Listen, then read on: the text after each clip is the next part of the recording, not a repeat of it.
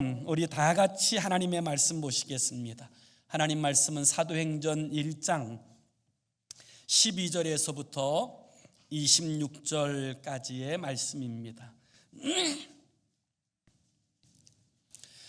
사도행전 1장 12절에서부터 26절까지 우리 다 찾으셨으면 함께 한 목소리로 합독하여서 낭독합니다. 시작. 제자들이 감람원이라 하는 산으로부터 예루살렘에 돌아오니 이 산은 예루살렘에서 가까워 안식일에 가기 알맞은 길이라. 들어가 그들이 유하는 다락방으로 올라가니 베드로, 요한, 야고보, 안드레와 빌립, 도마와 바돌로메, 마테와 및 알페오의 아들 야고보, 셀롯인 시몬, 야고보의 아들 유다가 다 거기 있어 여자들과 예수의 어머니 마리아와 예수의 아우들과 더불어 마음을 같이하여 오로지 기도에 힘쓰더라.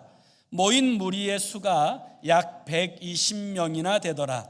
그때에 베드로가 그 형제들 가운데 일어서서 이르되, 형제들아, 성령이 다윗의 입을 통하여 예수 잡는 자들의 길잡이가 된 유다를 가리켜 미리 말씀하신 성경이 응하였으니 마땅하도다.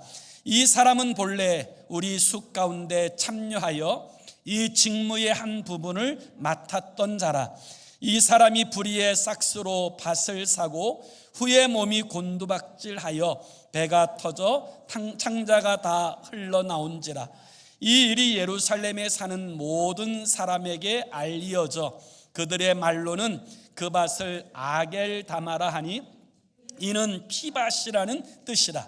시편에 기록하였으되 그의 거처를 황폐하게 하시며 거기 거하는 자가 없게 하소서 하였고, 또 일렀으되 그의 직분을 타인이 취하게 하소서 하였도다.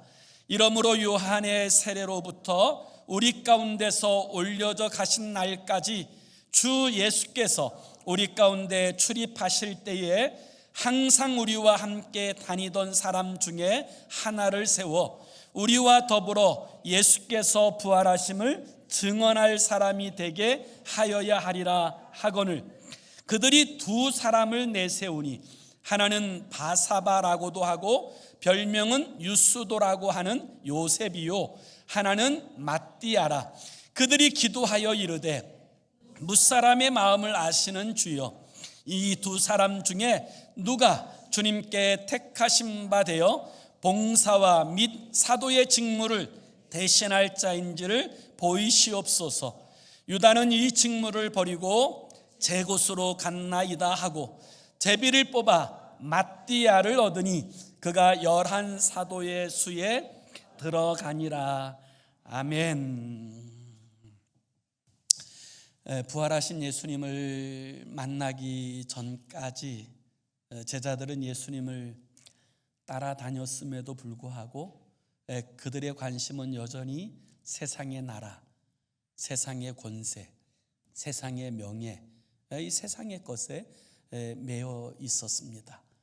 그러던 그들이 부활하신 주님을 만나고 드디어 하나님 나라의 거룩한 꿈을 꾸기 시작하게 되어지지요.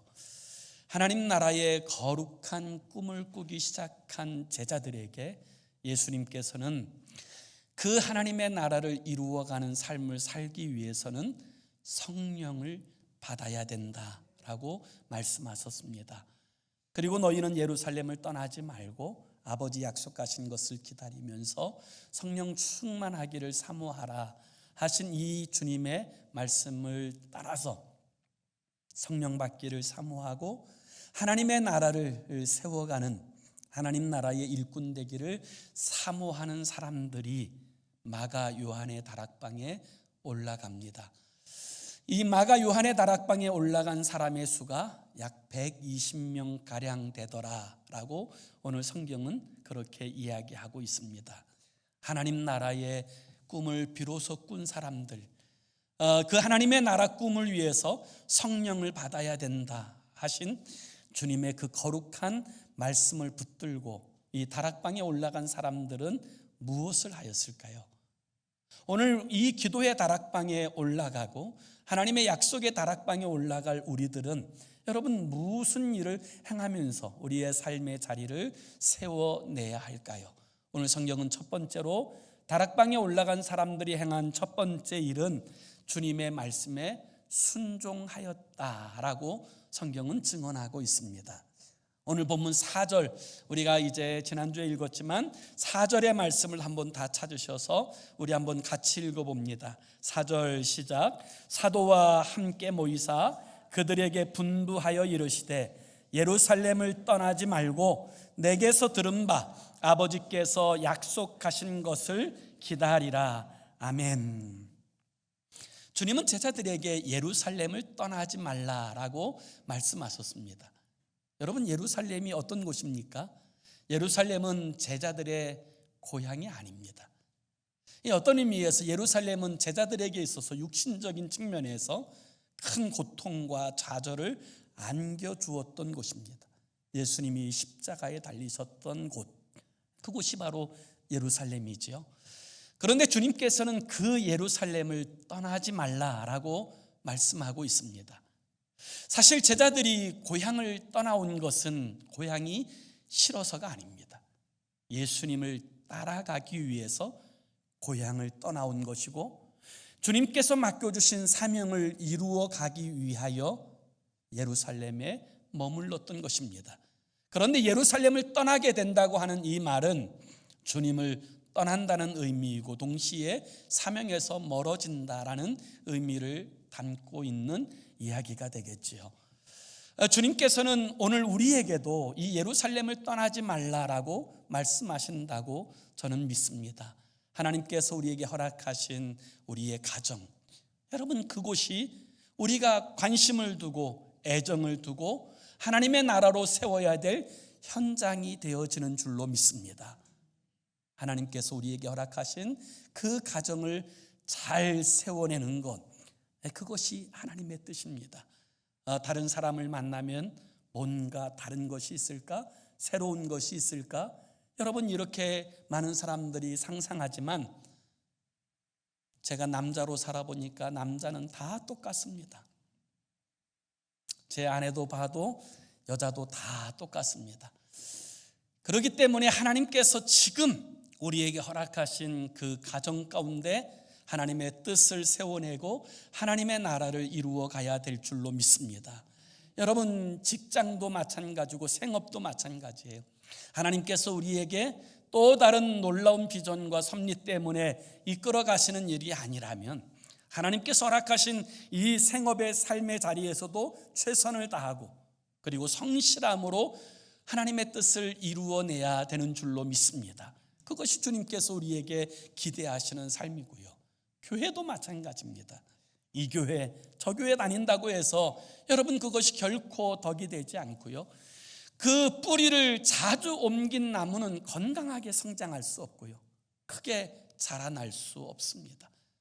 하나님께서 허락하신 주님께서 주신 이 교회 가운데서 꽃을 피우고 열매 맺을 수 있도록 힘쓰고 애쓰는 우리가 되어져야 될 줄로 믿습니다. 많은 사람들이 이 예루살렘을 떠나지 말라 하신 이 말씀에서 떠나 여러분 세상으로 돌아가는 사람들이 있어요. 분명히 구원받았음에도 불구하고 여전히 세상의 미련을 버리지 못하고 세상을 향해서 나아가고자 하는 그와 같은 사람들에게 오늘 주님께서 분명하게 주님의 뜻을 말씀하십니다. 예루살렘을 떠나지 말고 아버지께서 약속하신 것을 기다리라. 왜 예루살렘을 떠나지 말라고 하실까요? 그곳이 바로 성령 받을 자리이고 그곳이 하나님의 은혜가 임할 자리가 되어지기 때문인 줄로 믿습니다. 그래서 오늘 5절에 보면 주님은 이 아버지께서 약속하신 것을 뭐라고 말씀하세요? 5절도 같이 한번 읽습니다. 시작. 요한은 물로 세례를 베풀었으나 너희는 몇 날이 못되어 성령으로 세례를 받으리라 하셨느니라. 아멘. 성령의 세례를 받을 때까지 너희는 그곳에 머물러 있으라 라고 주님께서 말씀하신 거예요. 여러분 기다린다고 하는 일은 절대로 쉬운 일이 아닙니다. 그럼 누가 기다릴 수 있습니까? 기다릴 수 있는 사람들은 정말 사모해야 기다릴 수 있는 거예요. 주님께서 예루살렘을 떠나지 말고 그곳에 모이라라고 말씀하셨을 때 이 말씀을 들은 사람의 수는 수천의 사람이었을 거예요. 동시에 500의 형제들이 이 주님의 말씀을 들었습니다. 그럼에도 불구하고 이 주님의 약속과 말씀을 붙들고 다락방에 올라간 사람은 120명밖에 되지 않아요. 그러면 그 120명의 사람들은 여러분 어떻게 주님의 말씀에 순종하는 자리에 서게 됐을까요? 누가 주님의 말씀에 순종하면서 살아갈까요? 성경은 우리에게 이 부분을 명확하게 알려주는데요. 누가 주님의 말씀을 듣고 누가 주님의 말씀에 순종하느냐? 성경은 주님을 사랑하는 사람들이라고 말씀하세요. 정말 주님을 사랑해야만 주님의 말씀이 들려오고, 그리고 정말 주님을 사랑해야만 주님의 말씀에 순종하는 자리에 서게 되는 줄로 믿습니다. 그래서 요한복음 14장 23절과 24절에 보면 주님께서 이와 같이 말씀하셨어요. 예수께서 대답하여 이르시되 사람이 나를 사랑하면 내 말을 지키리니 내 아버지께서 그를 사랑하실 것이요 우리가 그에게 가서 거처를 그와 함께 하리라. 나를 사랑하지 아니하는 자는 내 말을 지키지 아니하나니 너희가 듣는 말은 내 말이 아니요 나를 보내신 아버지의 말씀이니라. 여러분, 주님을 진정으로 사랑해야 주님의 말씀이 들려오고, 그리고 진심으로 주님을 사랑해야 주의 말씀을 따라 행하여 살아가는 삶을 살게 되어진다라고 주님께서는 분명히 말씀하셨어요. 오늘 우리가 읽은 이 본문의 말씀에도 여러분, 이 다락방에 올라간 사람들은 누굴까요? 바로 주님을 정말 사랑했던 사람들. 그래서 오늘 13절과 14절에 보면 그 사람들의 리스트가 이렇게 등장합니다. 들어가 그들이 유하는 다락방으로 올라가니 베드로, 요한, 야고보, 안드레와 빌립, 도마와 바돌로메, 마테와 및 알페오의 아들 야고보, 셀롯인 시몬, 야고보의 아들 유다가 다 거기 있어 여자들과 예수의 어머니 마리아와 예수의 아우들과 더불어 마음을 같이하여 오로지 기도에 힘쓰더라. 여기 리스트에 등장하는 사람들이 한결같이 누구예요? 주님을 정말 사랑했던 사람들, 예수님을 따랐던 제자들, 예수님을 사랑했던 어머니, 그의 형제들, 그리고 끝까지 주님을 따랐던 사람들. 그들이 끝까지 주님을 따라가게 되어지는 거예요. 여러분, 사랑해야 주님의 말씀이 들려옵니다. 아무리 주일에 설교 시간에 자리에 앉아 있어도 주님을 진심으로 사랑하지 않으면 하나도 우리의 마음에 남지 않아요. 그러나 정말 주님을 사랑하게 되면 하나도 빠짐없이 그 말씀이 내 마음에 새겨지고 그 말씀이 결실하게 되어지는 줄로 믿습니다. 사랑하는 여러분, 정말 주님을 사랑하십니까? 다른 말로 표현하면 정말 주님의 말씀을 따라 살아가기 위하여 힘쓰고 애쓰며 때로는 몸부림치고 있습니까? 그것이 여러분 우리들의 삶의 자리에서 우리가 이루어낼 삶의 내용이라는 거예요. 다락방에 모인 사람들은 정말 주님을 사랑하여서 주의 말씀을 순종하였던 사람이고요. 다락방에 모인 사람들이 하는 두 번째 일은 그들은 더불어 마음을 같이하여 기도하기를 힘썼다라는 거예요. 우리 한번 다시 14절도 보시면 여자들과 예수의 어머니 마리아와 예수와 아우들과 더불어 마음을 같이하여 오로지 기도에 힘쓰더라, 이렇게 말씀하세요. 더불어 마음을 같이하여라는 말은 뜻을 하나로 모았다, 마음을 하나로 모았다라는 의미를 가지고 있습니다. 그들은 이제 예수님께서 승천하신 후에 그 마가 요한의 다락방에 모였을 때 싸우지 않았어요. 다투지 않았어요. 싸울 이유가 없었던 것이 아니라 그 주님의 뜻이 바로 더불어 마음을 같이하여 기도하는 것이 주님의 뜻인 줄 알고 그들은 모든 것을 내려놓았어요. 여러분, 만약에 그들이 그 현장에서 서로 싸웠다면 하나님의 성령이 그 가운데 임재하셨겠습니까? 하나님의 성령은 일치의 영이십니다. 하나됨의 영이세요.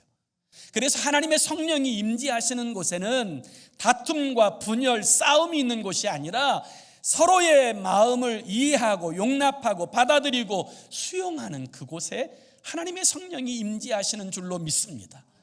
만약 그 자리에서 어떤 한 사람이 베드로를 향해서 베드로, 아니 당신이 수제자라고 말하면서 예수님을 3번이나 부인하다니 그럴 수 있어?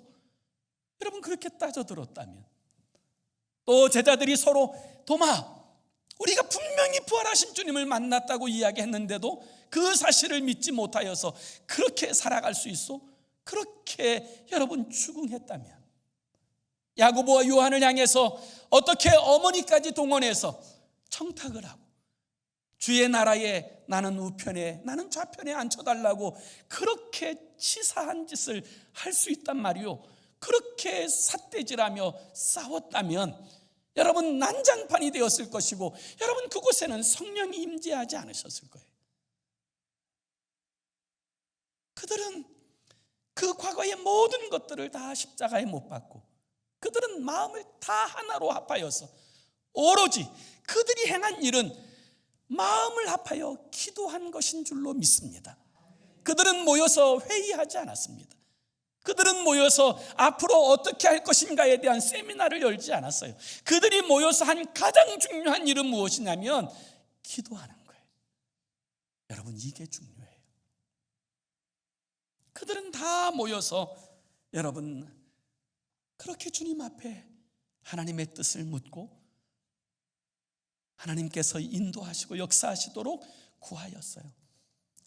사실 예수님의 제자들은 우리가 생각하는 것만큼 그런 기도의 사람이 아니에요. 예수님께서 겟세마네 동산에서 그 고통의 자리에 있을 때 제발 1시간만이라도 깨어서 기도해달라고 요청하였음에도 불구하고 모두 다 졸고 모두 다 잤던 사람들이에요. 그랬던 제자들이 이 하나님 나라의 비전을 위해서 그들이 그 과거의 것들은 다 십자가 앞에 내려놓고 그리고 온 마음을 더불어서 한 마음으로 기도하게 되었을 때 하나님의 성령이 그곳에 임재하여 주신 줄로 믿습니다. 여러분, 기도는 사모하는 자가 하는 거예요. 사모하지 않으면 절대로 기도하지 않습니다. 기도하지 않는 것은 하나님 없이도 잘 살 수 있다고 하는 교만한 마음 때문이고요. 기도하지 않는 이유는 하나님의 성령의 도우심 없이도 잘 살 수 있다고 하는 어리석은 생각 때문이에요. 하나님은 기도 가운데 일하시고 기도를 통하여 역사하시고 기도를 통하여 하나님의 뜻을 우리에게 나타내시는 줄로 믿습니다. 여러분, 우리가 지금 얼마나 기도해야 될 때입니까? 우리 교회를 봐도 기도해야 될 때이고 또 3월 9일에 총동원 전도주일도 있고 3월 이제 16일에 또 이제 임직 예배도 있고 여러분 또 해야 될 기도가 얼마나 많아요. 주님께서 우리의 마음에 부담을 주신 한 사람 한 사람을 위해서 여러분 우리가 얼마나 더 기도해야 합니까? 여러분 새벽 예배도 좀 나오세요. 수요 예배도 나오시고 기도할 수 있는 자리가 있을 때 나오셔서 함께 기도해야 합니다. 또 우리 나라를 위해서도 얼마나 기도해야 합니까? 여러분 우리나라도 정말 기도할 일이 많지 않아요? 우리 조국 대한민국을 위해서도 기도해야 되고요. 또 이 나라 미국을 위해서도 저는 꼭 기도가 필요하다고 저는 믿습니다. 그래서 여러분 기도하셔야 돼요. 텍사스에 가면 예이츠풀이라고 하는 유전이 있어요. 그 예이츠풀 유전에 관한 이제 재밌는 일화가 있는데요. 1930년대에 그 예이츠라고 하는 사람이 농장을 경영하고 있었습니다. 농장을 경영했는데 이 농장이 잘 안 돼서 수익을 많이 내지 못해서 점점 빚을 지다가 너무 큰 어려움에 봉착하게 됩니다. 빚을 다 갚지 못해서 농장은 다 빼앗길 압류당할 처지에 놓여져 있고, 심지어 가족들이 먹고 사는 것마저도 힘들고 허덕여서 정부 보조금으로 겨우 입에 풀칠하며 살아가고 있었던 그 가정이 예이치의 가정이었다 그래요. 그런데 어느 날 어떤 한 사람들이 석유 회사의 지질 관측관이라고 불리는 사람이 와서 예이치에게 이렇게 말하더래요. 이 땅에 석유가 매장되어 있는 것 같으니 우리에게 시추할 수 있는 권한을 달라고 요청하더랍니다. 그래서 지금 뭐 다 망하게 됐는데, 그래서 이제 시추할 수 있는 권한을 주고 났더니 그 땅에서 하루에 매일 8만 배럴씩 생산이 될 뿐만 아니라 그 당시 가치로 하루에 250만 불을 벌어들이는 그런 그 유전의 주인이 된 거예요. 그렇게 가난해서 허덕이고 그 입에 겨우 풀칠하고 간신히 살았던 그가 하루아침에 달라지게 된 거죠. 그는 그 아래 막 석유가 그렇게 출렁거리는 땅 위에 살면서도 왜 그렇게 가난한 삶을 살았습니까? 그 이유는 몰랐기 때문에 그래요. 오늘날 많은 사람들이 그렇습니다. 하나님의 성령이 우리 안에 내주해 계시는 그 성령이 어떤 하나님의 영이신지 잘 알지 못해서 하나님의 성령을 의지하지 않습니다. 주의 도우심을 구하지 않습니다. 하나님의 성령의 능력을 힘입으면 넉넉히 이길 수 있는 삶의 자리에 있음에도 불구하고 여전히 죄악의 이끌림 가운데 허덕거리고 살아가는 이유는 모르기 때문에 그래요. 모르기 때문에 그래요. 예수님의 제자들은 예수님을 누구보다도 잘 알았습니다. 예수님의 십자가도 알고 성경도 알고 부활도 알았습니다. 그럼에도 불구하고 주님은 성령 받을 때까지 예루살렘을 떠나지 말라, 그렇게 말씀하셨습니다. 왜 그랬을까요? 성령을 받아야 이길 수 있기 때문입니다. 성령 받지 않으면 절대로, 여러분, 지식적인 믿음 가지고는 절대로 우리가 살아가는 세상에서 승리하는 것이 불가능하기 때문에 주님께서는 분명히 성령을 받으라고 말씀하시는 거예요. 다락방에 올라간 사람들이 행한 세 번째 일은 하나님의 뜻을 발견하여서 교회의 일꾼을 세우는 일이었습니다. 우리는 기도할 때 하나님의 뜻을 발견합니다. 기도할 때 하나님의 음성을 듣습니다. 기도할 때 우리를 향하신 하나님의 섭리하심, 그 비밀의 그 역사하심들을 보게 되는 줄로 믿습니다. 그래서 예레미야서 33장 3절에 보면 너는 내게 부르짖으라, 내가 내게 응답하겠고 내가 알지 못하는 크고 은밀한 일을 내게 보이리라고 말씀하신 거예요. 여러분, 우리를 향한 하나님의 섭리가 있습니다. 크고 은밀한 계획들이 있습니다. 그것은 기도할 때 알게 되는 줄로 믿습니다. 기도해야만 우리를 향하신 하나님의 섭리를 보게 되어지는 것입니다. 기도해야만 하나님의 뜻을 발견하는 거예요. 120명의 사람들이 다락방에 올라서 더불어 오로지 기도하기 힘쓸 때 베드로는 하나님의 뜻이 있다는 사실을 알았어요. 하나님께서 우리들에게 무엇을 먼저 원하시는지를 발견할 수 있었어요. 그것이 이제 베드로의 고백이 되는 거죠. 사실 베드로는 기도하다가 하나님의 뜻을 깨닫고 그 이방인에게 복음을 전도하는 그 처음 사람이 되지 않았습니까? 바울도 기도하다가 하나님의 뜻이 아시아에 있는 것이 아니라 유럽 마케도냐 성에 있다라는 사실을 알고 그곳에 가서 복음을 전하는 그와 같은 일들을 행하였던 것처럼 우리가 기도할 때에 우리는 하나님의 뜻을 발견할 수 있게 되는데요. 이 베드로가 기도할 때, 그 120명의 사람들이 기도할 때 하나님의 뜻을 깨달아요. 그 뜻은 뭐냐면 가룟 유다 때문에 결혼되어진 이 한 명의 사도를 다시금 보충하여 세우는 것, 이것이 그들이 먼저 행해야 될 뜻이라는 사실을 발견하게 됩니다. 그래서 사도 베드로는 이 사실을 이제 그들에게 이야기해요. 우리는 이 12이라고 하는 이 숫자에 담겨진 이 하나님의 뜻을 이해할 필요가 있어요. 구약에 12지파가 있고 신약에서는 예수님의 12제자가 있는데, 이 구약은 예수님의 말씀의 그 성취에 대한 예언이라면 신약은 성취되어진 말씀, 이렇게 이야기할 수 있지 않습니까?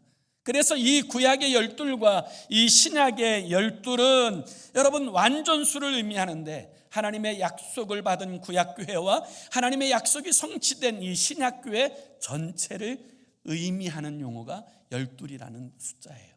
그래서 이 요한계시록에 보면 여러분 24장로에 관한 이야기가 기록되어진 이유는 여러분 이 오는 세대와 온 모든 세대의 사람들 통틀어서 예수 믿는 모든 사람들을 총칭하는 표현이다.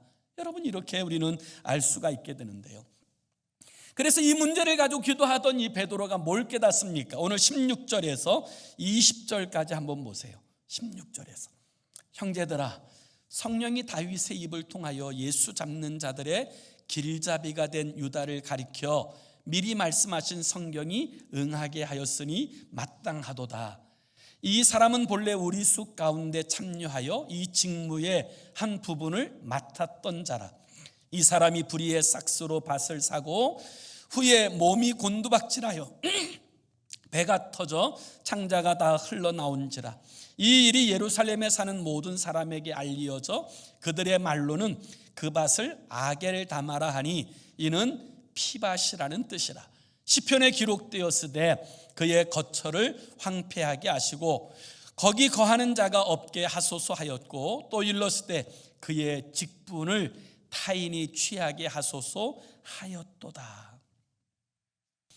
베드로는 기도하다가 하나님의 뜻이 무엇이냐면 이 결혼되어진 한 명의 사도를 세우는 것, 그래서 이 12를 세우는 것이 하나님의 뜻이라는 사실을 발견하고, 그리고 이제 예수님을 배반한 이 가룟 유다에게 매어 있어서는 안 된다라는 사실을 깨달은 거예요. 사실 이 가룟 유다는 예수님께서 택하신 제자 아닙니까? 그래서 그에게 직무가 주어졌고, 그 직무는 정말 귀하고 영광스러운 직무였음에도 불구하고 그는 스스로 그 직무를 내팽개쳤습니다. 그리고 그는 이제 예수를 따르는 길이 아니라 예수를 잡는 길에 서게 되어진 거죠. 왜 가룟 유다는 그 영광스러운 직무를 버리고 오히려 예수를 배신하여서 예수 잡는 자가 되어졌을까요? 오늘 성경은 거기에 대해서 아주 중요한 의미를 말씀하고 계시는데요. 25절에 보면 이 마지막 부분에 이렇게 표현해요. 유다는 이 직무를 버리고 제 곳으로 갔나이다 하고, 유다는 예수님을 버리고 예수님이 주신 사도의 길, 이 직무를 버린 까닭에 대해서 유다는 제 곳으로 갔다라고 성경은 이야기합니다. 이 제 곳이라는 말은 자신이 원하는 곳을 의미하는 거예요. 힘들어도 고통스러워도 마땅히 따라야 될 그 생명의 길이 아니라 자신이 원하는 욕망의 길, 그 육체의 길을 따라갔던 것, 그것이 바로 유다가 그 영광스러운 직무를 버리고 예수를 파는 자가 되어진 이유가 되어졌다라고 성경은 이야기하고 있습니다.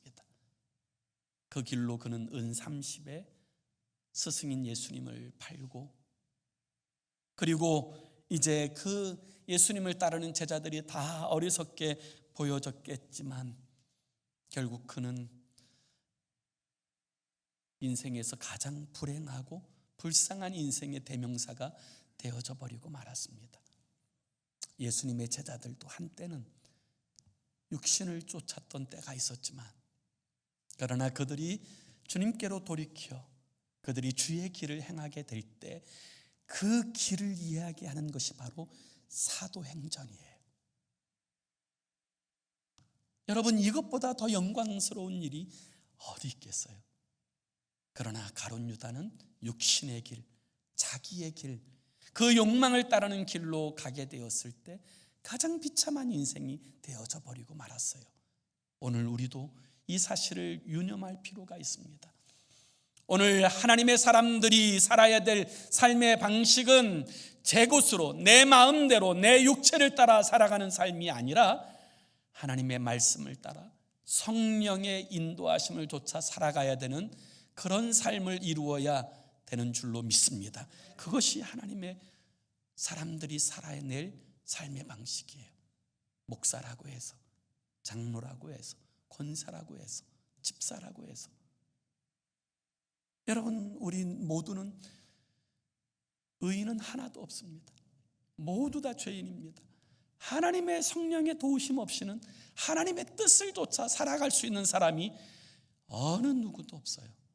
그렇기 때문에 하나님의 성령을 힘입어 살아가게 될 때에만 우리는 하나님의 나라를 위한 거룩한 축복의 통로로서 우리의 삶이 주 앞에 쓰임받을 줄로 믿습니다.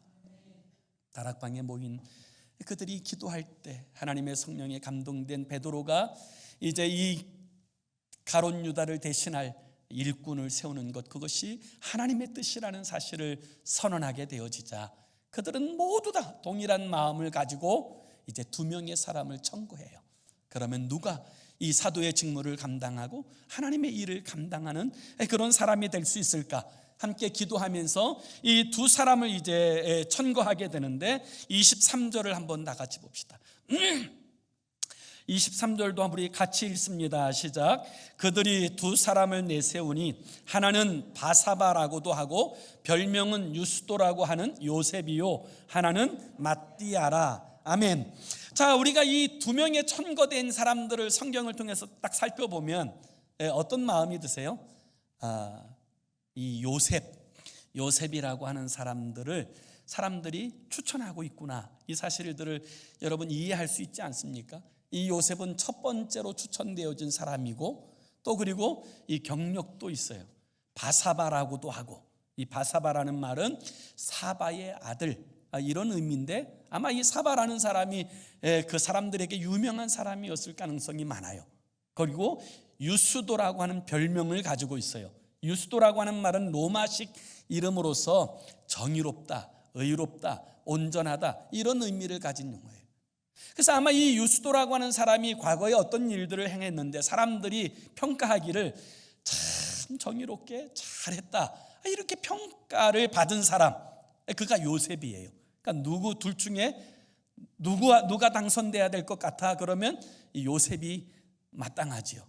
근데 2번째 천거된 사람은 마띠아, 이렇게 이야기하고 아무 설명이 없어요. 뭐 내세울 게 별로 없는 것 같은 이제 이런 이제 사람이 천거되어졌어요. 그리고 나서 그들이 하나님 앞에 기도합니다. 그리고 하나님의 뜻을 물어요. 하나님, 둘 중에 누가 하나님의 뜻에 합당한 일꾼입니까? 그리고 나서 그들이 제비를 뽑는데 누가 됐냐면 마띠아가 된 거예요. 우리는 이 사실을 통해서 분명히 가져야 될 교훈이 있어요. 여러분, 사람이 보는 것과 하나님 보는 것이 달라요. 하나님은 우리의 중심을 보세요. 자, 그러면서 우리는 오늘 어떤 의미에서 예수님이 직접 세운 사도, 예수님이 직접 픽한 제자가 아니라 이 교회가 사상 최초로 세운 일꾼이 누구냐, 그 자격이 도대체 무엇이냐, 이 부분을 이제 살펴볼 수가 있어요. 누가 진짜 교회의 일꾼이 되어져야 되느냐, 오늘 이 3가지를 이야기하는데요. 그 첫 번째는 뭐냐면 끝까지 변함이 없는 사람, 그가 교회의 일꾼이어야 된다는 거예요. 우리 21절, 22절 우리 같이 한번 읽습니다. 시작. 이러함으로 요한의 세례로부터 우리 가운데서 올려져 갇힌 날까지 주 예수께서 우리 가운데 출입하실 때에 항상 우리와 함께 다니던 사람 중에 하나를 세워 우리와 더불어 예수께서 부활하심을 증언할 사람이 되게 하여야 하리라. 이것이 이제 교회 일꾼의 자격을 말해요. 그 첫 번째는 뭐냐면 끝까지 변함이 없는 사람. 예수님께서 공생애를 시작할 때 세례 요한의 세례에서부터, 그리고 예수님이 십자가 지시고 부활하시고, 그리고 지금까지 주님과 동행하고 주의 성도들과 함께 하였던 그 사람을 이제 일꾼으로 세워야 된다, 이렇게 이야기하는 거예요. 저는 교회의 일꾼의 첫 번째 자질이 바로 이것이라고 믿습니다. 변함없는 사람. 여러분, 그들이 주님을 따르는 동안에 주님은 많은 핍박을 받으셨어요. 그들도 다 핍박을 받았겠죠.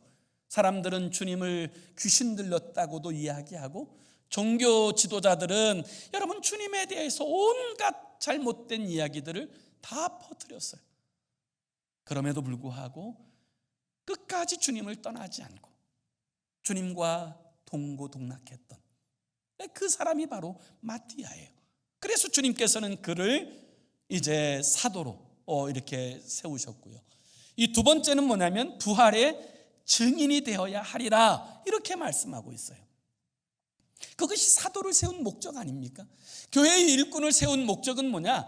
예수 그리스도의 십자가와 부활의 증인으로서 여러분 행하도록 하기 위하여 교회의 일꾼을 세우는 것인 줄로 믿습니다. 밥 잘한다고 세우는 것이 아니고, 또 뭘 잘한다고 세우는 것이 아니라, 진짜 교회의 일꾼은 여러분 전도자로서 예수 그리스도의 복음을 증거하는 자로 서야 되는 줄로 믿습니다. 그리고 세 번째는 무엇이냐면 섬김의 일을 잘하는 사람이어야 한다는 거예요.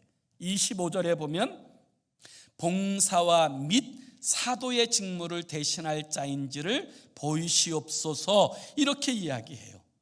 그래서 교회의 사역자는 뭐냐면 봉사하는 사람이에요. 섬기는 자가 교회의 사역자가 되어야 되는 줄로 믿습니다. 군림하고 다스리고 통치하는 자가 아니라 섬기는 자가 교회의 일꾼으로 세워졌다라는 사실을 우리는 기억할 필요가 있어요. 사랑하는 여러분, 주님을 사랑하는 주의 사람들이 다락방에 올라갑니다. 120명. 저도 예전에 그 마가 요한의 다락방이라고 불려지는 그곳에 올라간 적이 있었는데, 그 장소가 그렇게 크지 않아요. 그래서 아마 이 120명의 사람들이 그냥 옹기종기 그냥 꽉 차 있었을 거예요. 그곳에 꽉 차 있는 그들이 드디어 꾸게 된 하나님 나라의 꿈을 가지고 더불어 마음을 같이 하여 기도하면서 하나님의 뜻을 구하였을 때, 여러분 기도하면서 하나님의 뜻을 발견합니다. 그리고 순종하여서 그 뜻을 이루어내려고 그들이 힘써 나아가게 될 때, 하나님의 때에 성령이 그곳에 임하시고 그들이 완전히 성령의 사람이 되어서 전 세계를 뒤집어 놓는 하나님의 축복의 통로가 되어집니다. 주께서 이 땅에 교회를 세우신 목적, 그리고 우리를 먼저 부르신 그 목적은 우리를 통하여서 이 하나님의 나라가 온 세상 가운데 나아가게 되기를 원하셔서 우리를 부르신 줄로 믿습니다. 그 일에 우리의 마음을 둬야 되고 그 일에 우리의 관심을 둬야 합니다. 그것이 우리의 우선순위가 되어져야 하는 것입니다.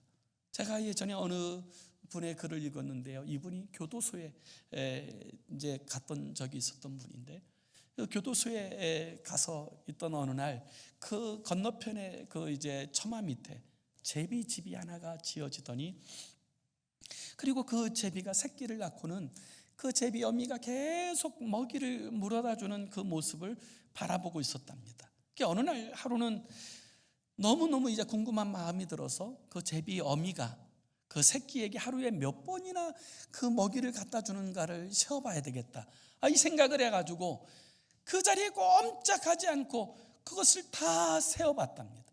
다 세어보니까 하루에 250번가량 그렇게 이제 먹이에게, 그 새끼에게 먹이를 주려고 오는 모습을 보고는 자기가 너무 큰 감동을 받았다고 하는 그런 글을 읽은 적이 있어요. 여러분, 우리는 정말 한 생명을 얻기 위해서 몇 번이나 다니며 얼마만큼 헌신하고 수고하고 애쓰고 있습니까? 주님께서 우리를 먼저 부르신 것은 우리를 통하여 이 땅 가운데 하나님의 뜻을 이루시기 위해서인 줄로 믿습니다. 그 뜻을 이루는 일이 우리의 관심이 되고 그 뜻을 이루어가는 그 일에 우리의 마음을 쏟고 행함을 통하여서 하나님의 나라를 이 땅에 세워내는, 우리의 가정과 이웃 가운데 세워내는 저와 여러분의 삶이 되기를 예수의 이름으로 축원합니다. 기도합시다. 우리 함께 같이 기도하기 원하는데요, 우리 한 가지 기도 제목을 가지고 같이 기도했으면 좋겠어요. 주님, 우리로 하여금 기도의 다락방에 올라가 주께서 알게 하신 영혼의 구원을 위해서 기도하게 하시고 전도하여 하나님의 나라를 세워가게 하옵소서. 이렇게 기도했으면 좋겠어요. 우리가 구원받은 이후에 무엇을 먹을까, 무엇을 마실까, 무엇을 입을까에만 매달려 살아가는 것은 하나님의 뜻이 아니에요. 하나님은 우리를 통해서 하시고자 하시는 하나님의 계획하심이 있습니다. 그것이 한 생명이 주께로 돌아오는 것이고 우리가 사는 그 땅이 하나님의 나라로 세워지는 것이에요. 이 일에 우리가 쓰임받게 해달라고, 우리의 삶이 다 이 일에 우선순위를 두게 해달라고 우리 함께 합심으로 기도하겠습니다. 살아계신 하나님 아버지, 우리로 하여금 구원받은 이후에, 거듭난 이후에 하나님 아버지, 우리를 향하신 하나님의 뜻이 무엇인지, 우리를 향하신 아버지의 마음이 무엇인지 아는 지혜를 주옵소서.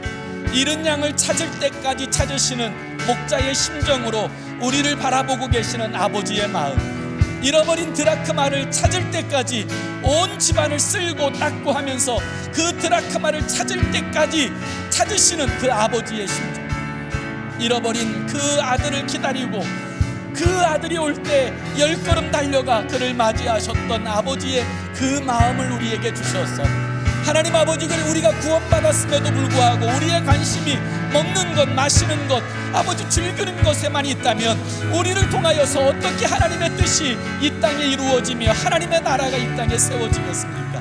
아버지, 우리를 부르신 이 본질적인 목적이 있음을 기억하고 깨닫게 하시고 우리의 삶이 허비되는 것이 아니라 쓰여지는 삶이 되게 하시고 하나님의 영광을 드러내는 삶이 되게 하여 주시옵소서.